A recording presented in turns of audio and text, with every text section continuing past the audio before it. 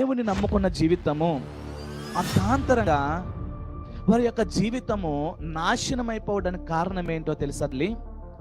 దేవునిని విడిచిపెట్టి, దేవుని కాకుండా లోకమును ప్రేమించి, దేవుని కాకుండా దేవుడు ఏది చెయ్యొద్దన్నాడో దానిని అవలంచుకున్న జీవితాలలో ఏం కలుగుతుందో తెలుసా?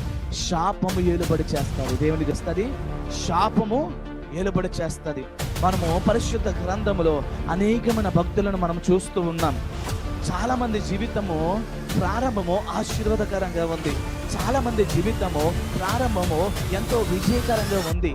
ప్రారంభము ఎలా ఉందో తెలుసా? ఎంతో బలమైన రీతిలో ఉంది. కానీ వారి యొక్క జీవితాన్ని మనము ఆలోచన చేసినట్లయితే వారి యొక్క ముగింపు ఎలా ఉందో తెలుసా?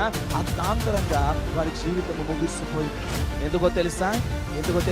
ప్రభు ఏదైతే చేయొద్దన్నాడో, ప్రభు దేనినైతే ఇష్టపడద్దన్నాడో, ప్రభు ఎక్కడికైతే వెళ్ళొద్దన్నాడు, ప్రభు ఏదైతే తన జీవితంలోనికి తీసుకోవద్దు అన్నాడో దానిని దేవుని బిడ్డలు వారి జీవితంలోకి తీసుకోవడాన్ని బట్టి ఈ స్థలాలు కూర్చున్న దేవుని బిడ్డలారా, మన జీవితము ఆశీర్వాదకరంగా ఉండాలంటే మనలో ఉన్న ప్రతి ఒక్క శాపాన్ని కూడా మనము విడిచిపెట్టాలి.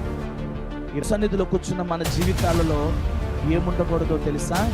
దేవునికి విరోధమైనది ఏది కూడా మన జీవితంలో ఉండనే ఉండకూడదు.